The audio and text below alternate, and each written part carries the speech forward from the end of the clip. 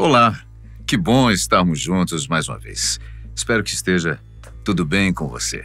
Para os cristãos, a Bíblia é a palavra de Deus. Os livros que a compõem foram considerados sagrados pela harmonia, coerência e consistência teológica.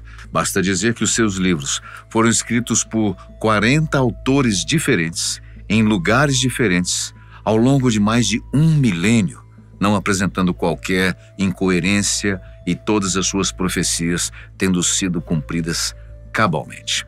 Por isso, foram canonizados, ou seja, considerados sagrados. No entendimento cristão, Deus, em sua soberania, cuidou de todo o processo de escrita, conservação e canonização das Escrituras. Para quem não crê dessa maneira, ao longo da história surgiram várias interpretações, textos e ensinamentos, mas que nem todos foram incluídos na Bíblia como conhecemos hoje. A história do cristianismo é moldada pelo Novo Testamento, mas outros escritos trazem uma visão diferente e falam de novos ensinamentos de Jesus que não foram aprovados para serem divulgados. Mas, a título de curiosidade, o que dizem esses textos? Qual é o conteúdo desses ensinamentos que foram deliberadamente afastados? Os chamados evangelhos apócrifos são textos não publicados, por não terem sido considerados sagrados e trazem consigo versões diferentes sobre a vida e os ensinamentos de Jesus. Por exemplo, o Evangelho de Tomé sugere que o reino de Deus está dentro de cada pessoa e pode ser acessado pelo autoconhecimento, sem a necessidade de intermediários. Já o de Maria Madalena diz que Maria não era apenas seguidora de Jesus, mas alguém que tinha um papel fundamental na transmissão da sua imagem, desafiando a visão tradicional da igreja sobre a posição da mulher. O de Judas, por sua vez, descreve Judas Iscariotes não como um traidor, mas alguém que cumpriu um papel essencial na missão de Jesus, seguindo as suas instruções. Durante os primeiros séculos do cristianismo, várias reuniões formais de líderes e representantes da igreja foram convocadas para debater questões teológicas e doutrinárias, como o Concílio de Nicéia em 325 d.C., que ajudaram a definir quais escritos seriam considerados oficiais e quais aqueles que seriam rejeitados. As razões teológicas e políticas influenciaram nessas decisões, levando à exclusão de obras ou quaisquer escritos que desafiassem a doutrina estabelecida. Há suspeitas de que alguns desses evangelhos tenham sido eliminados para evitar interpretações que discordassem do modelo da igreja que se consolidava na época.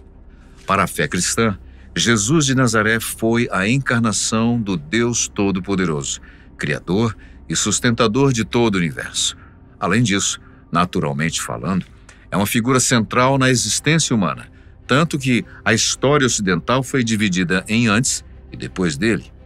A sua influência ultrapassa as barreiras religiosas e culturais. Nascido em Belém, na Judéia, a sua vida e ensinamentos formaram não só o cristianismo, mas diversos aspectos da sociedade ocidental. A narrativa da vida de Jesus é principalmente encontrada nos evangelhos do Novo Testamento, o que confirma o seu nascimento e a vida de seus pais, Maria e José, em circunstâncias humildes, mas não sabemos muito sobre a sua infância. A sua vida pública começou por volta dos 30 anos, quando foi batizado por João Batista e começou a ensinar sobre o reino de Deus, fazendo milagres e discursando por meio de parábolas especialmente. A sua mensagem central propõe transformação da natureza humana pelo arrependimento dos pecados, amor a Deus e ao próximo, perdão e justiça. A grande popularidade e a essência revolucionária dos seus pensamentos e discurso levaram à sua crucificação sob o governo de Pôncio Pilatos. Para os cristãos, a sua morte na cruz e ressurreição ao terceiro dia são o fundamento da fé, simbolizando vitórias sobre o pecado e a morte. Além de ser a base do cristianismo, a figura de Jesus influenciou profundamente outras áreas, como a arte, a literatura, a filosofia e até a ética. Os seus ensinamentos sobre compaixão, humildade e amor inspiraram ações sociais ao longo dos séculos. Por exemplo, a celebração do Natal, marcada em 25 de dezembro, embora não seja essa especificamente a data exata do seu nascimento, se tornou uma tradição em muitas culturas, representando esperança e renovação, apesar de seriamente deturpada nos últimos tempos pelo apelo comercial. A historicidade de Jesus é aceita entre muitos estudiosos, embora detalhes específicos de sua vida sejam objeto de debates acirrados. Eventos como a peste de Cipriano, uma pandemia no Império Romano no século III, também contribuíram para a expansão do cristianismo.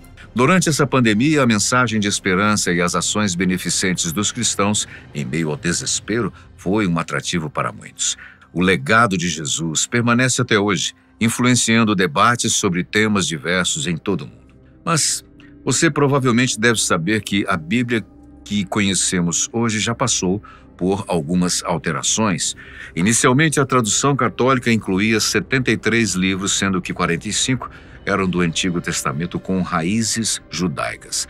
Durante a Reforma Protestante, 7 desses livros foram removidos da versão protestante e muitos outros escritos antigos, como os apócrifos do Novo Testamento e os gnósticos, não foram incorporados ao preceito oficial. Esses textos, originados em línguas como grego, latim e hebraico, foram produzidos por comunidades cristãs primitivas e trazem visões diferentes sobre os ensinamentos de Jesus. Por falta de coerência teológica, são considerados de valor cultural e histórico, mas não sagrado. 2 descobertas antigas principais inspiraram muitos desses livros.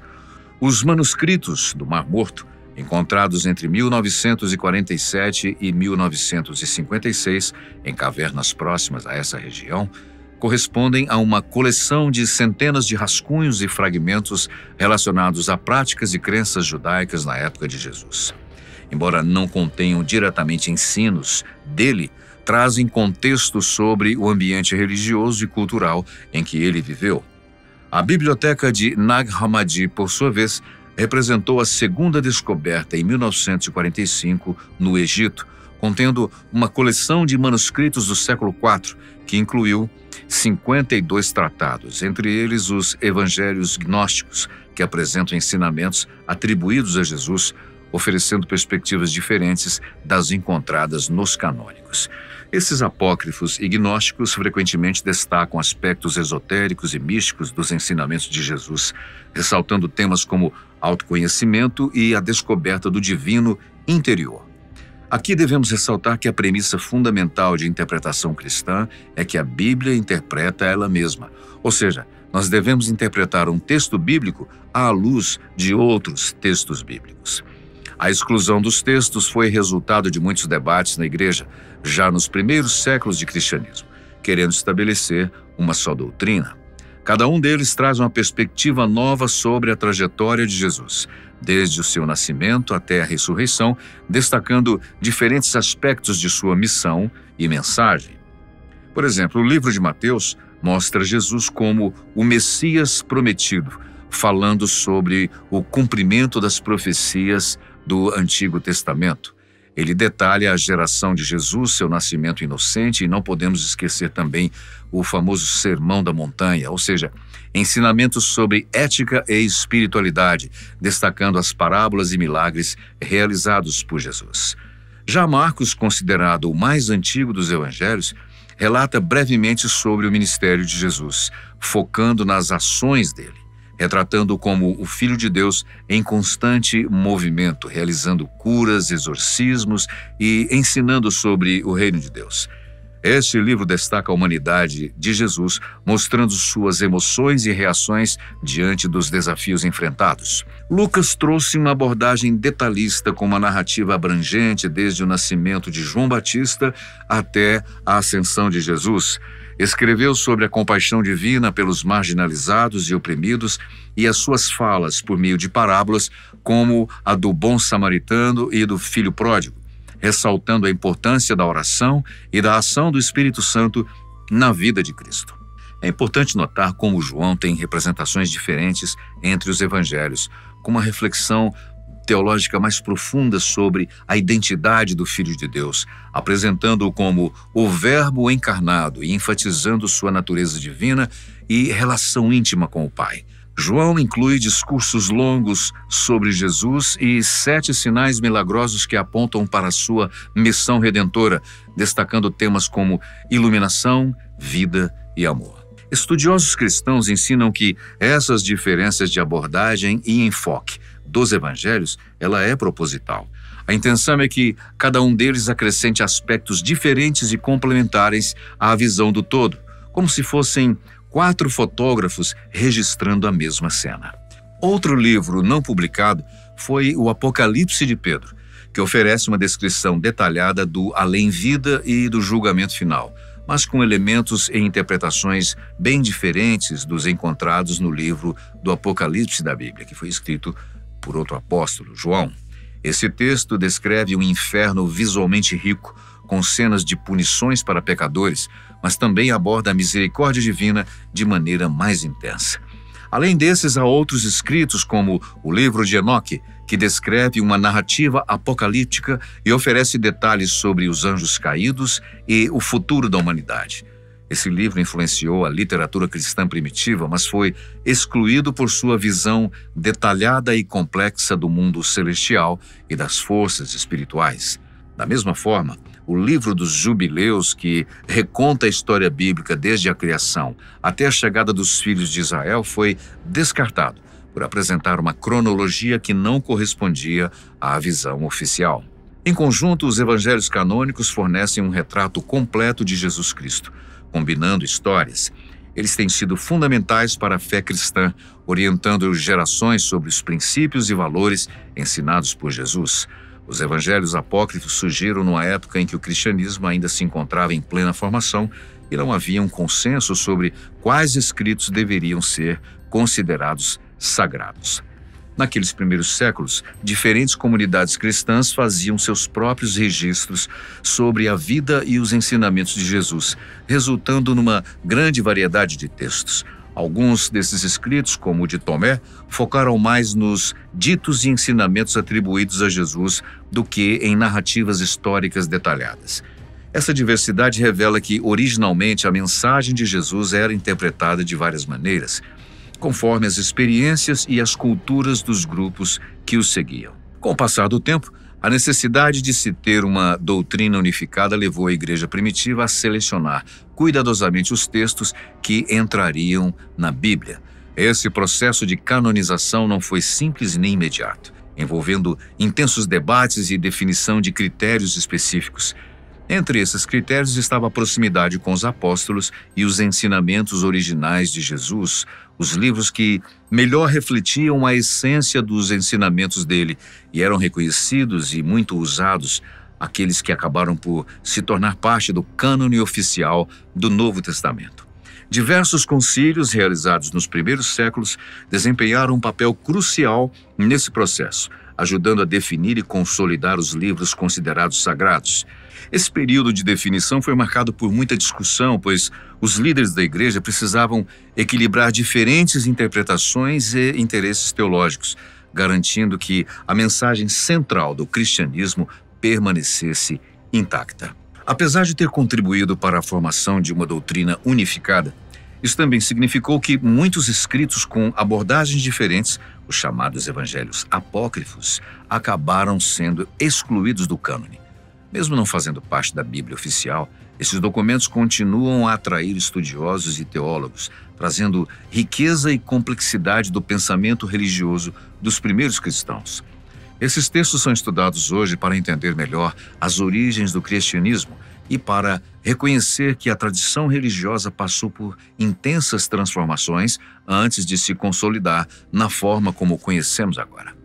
A seleção dos livros que entraram na Bíblia foi um processo longo e cheio de debates na igreja primitiva. Naquele período, circulavam diversos escritos sobre a vida e os ensinamentos de Jesus, mas nem todos eram vistos como confiáveis e totalmente em acordo com a mensagem que os líderes da fé queriam transmitir.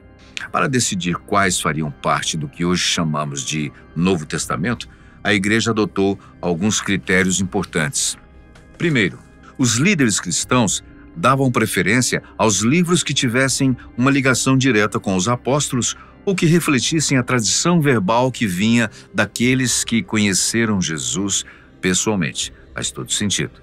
Eles queriam ter certeza de que os ensinamentos contidos nesses escritos mostravam realmente o que haviam vivido os primeiros seguidores de Cristo. Outro critério obrigatório foi a consistência, já que os escritos escolhidos precisavam estar conforme a mensagem que já era divulgada e aceita nas comunidades cristãs. Além disso, a ampla aceitação e uso desses escritos nas celebrações e ensinamentos cotidianos ajudaram a reforçar a sua autoridade. Ao longo dos séculos, diversos debates e reuniões entre líderes religiosos foram realizados para discutir e definir esse cânon. Durante esses encontros, textos que apresentavam divergências significativas ou não se encaixavam bem na doutrina emergente foram descartados, enquanto aqueles que melhor representavam a fé apostólica ganharam o seu lugar oficial. Esse processo, embora complexo e nem sempre pacífico, foi fundamental para consolidar a identidade e unidade do cristianismo. Vale lembrar que os documentos surgiram num período de grande diversidade de pensamento cristão, quando muitas comunidades compartilhavam versões diferentes dos ensinamentos do Senhor Jesus. Esses textos, que hoje não fazem parte do Novo Testamento, oferecem uma visão alternativa e, de certa forma, mais íntima da mensagem de Cristo.